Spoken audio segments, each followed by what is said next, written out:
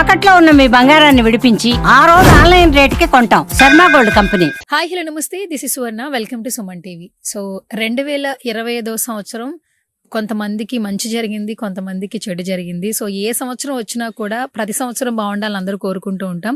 So 2025 end అయిపోతుంది, 2026 రాబోతుంది. So 2026లో ఎలాంటి మార్పులు జరగబోతున్నాయి, ఏ రాశుల వారికి బాగుంది, ఏ రాశుల వారికి ఎలాంటి పరిహారాలు చెప్పడానికి మనతో పాటు ఉన్నారు ప్రముఖ ఆస్ట్రాలజర్ వేణుస్వామి గారు. ఆయనతో మాట్లాడదాం. వచ్చే సంవత్సరం ఎవరికి బాగుంటుందో ఆయన మాటల్లో అడిగి తెలుసుకుందాం. నమస్కారం గురుగారు.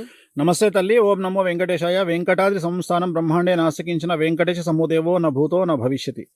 ఓకే, ముందుగానే మీకు నూతన సంవత్సర శుభాకాంక్షలు. నీకు కూడా నూతన ఆంగ్ల సంవత్సరాది 2026 శుభాకాంక్షలు, అలాగే శ్రీ పరాభవనామ సంవత్సర శుభాకాంక్షలు.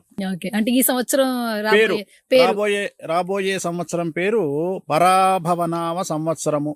అంటే చాలా మంది విమర్శించే వాళ్ళు మరి పరాభవనామ సంవత్సరాన్ని కూడా మరి పాజిటివ్గా చెప్పండి గురువు గారు, మీరు వెల్నెస్ కోచ్ లాగా చాలా గొప్పగా చెప్పండి గురువు గారు, చెడు చెప్పకండి గురువు గారు అంటారేమో. పరాభవము అంటే దుర్యోధనుడికి మయసభలో జరిగినది ఏమిటి?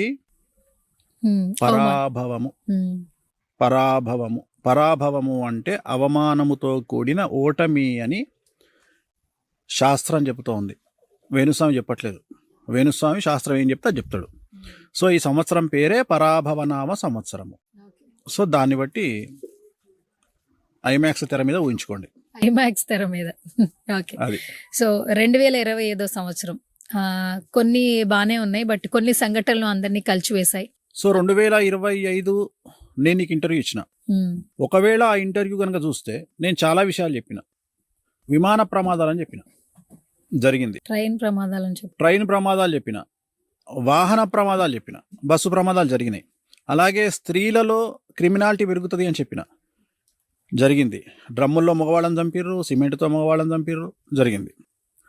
చాలా జరిగినాయి, చాలా మనం చెప్పుకున్నాయి, చాలా జరిగినాయి. సో నీతోనే ఇంటర్వ్యూ చేసిన కాబట్టి, ఆల్రెడీ ఇంటర్వ్యూ ఉంది కాబట్టి ఆ ఇంటర్వ్యూలో చెక్ చేసుకోవచ్చు. అప్పుడు కూడా మనం చెప్పినాం ఏంటంటే 2025లో ఉన్న నెగిటివ్ 26లో 100% పెరుగుతుంది, 27లో ఇంకా పెరుగుతుంది, 28లో ఇంకా పెరుగుతుంది. సో 25 నుండి స్టార్ట్ అయిన నెగిటివ్ 28కి వచ్చేటప్పటికి 400% నెగిటివ్తో మనం ఉంటామని చెప్పినాం. ఇంకా ఉంది, మీరు సుమన్ టీవీలో కావాలంటే చెక్ చేసుకోండి. సో 2026 పరాభవనామ సంవత్సరము, ఆంగ్ల సంవత్సరానికి అందరికీ మరొక్కసారి శుభాకాంక్షలు చెబుతూ, స్వాగతం చెబుతూ, ఈ సంవత్సరానికి అధిపతి గురువు, రాజు, కమాండ్ చేసేది కేతువు. సో గురువు కేతువు ఇద్దరి combination is very dangerous combination. అంటే పాలల్లో ఉప్పు వేసినట్టు ఉంటుంది కథ.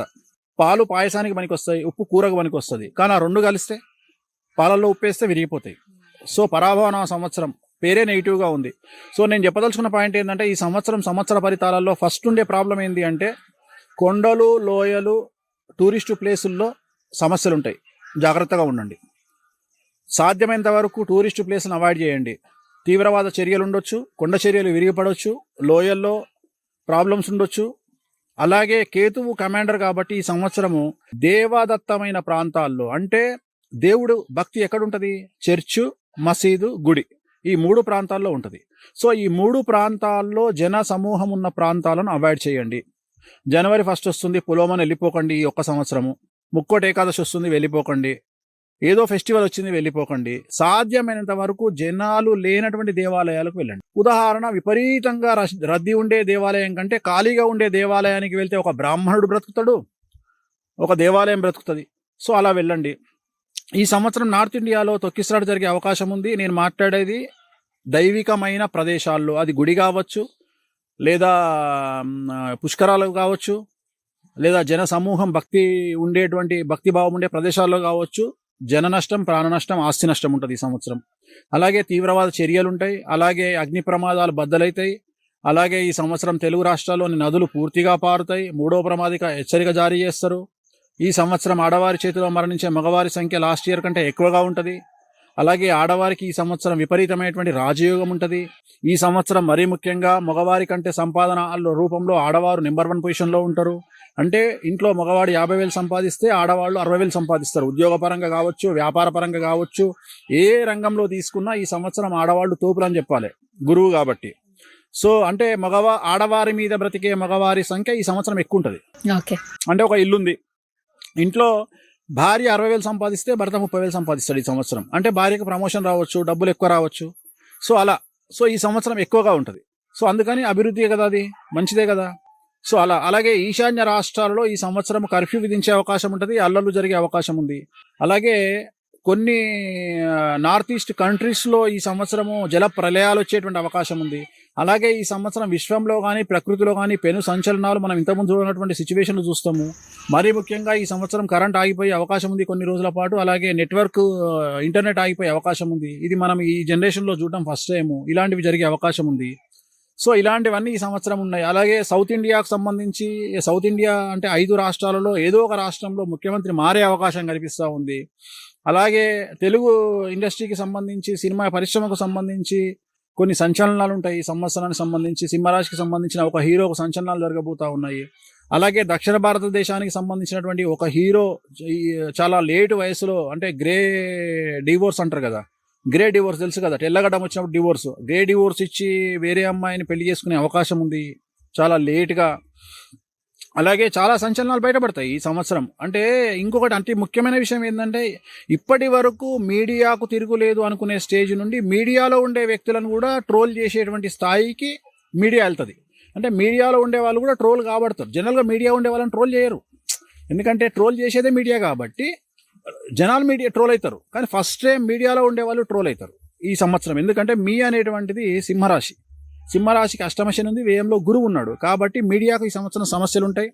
అలాగే వ్యక్తిగతమైనటువంటి యూట్యూబ్ ఛానల్ నడుపుకునేటువంటి జర్నలిస్టులకు ఈ సంవత్సరం పోలీస్ కేసులు, పరువు నష్టం దావాల సంఖ్య చాలా ఎక్కువగా ఉంటుంది.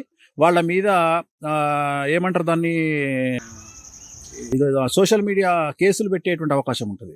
ఐటీ యాక్ట్ పెడతారు, ఇన్ఫర్మేషన్ ఏదో అంటారు కదా, ఐటీ యాక్ట్, ఆ యాక్ట్ పెడతారు ఈ సంవత్సరము. సో ఇవన్నీ కొద్దిగా సంచలనాలు ఉండబోతా ఉన్నాయి ఓవరాల్గా ఈ సంవత్సరం. ఇది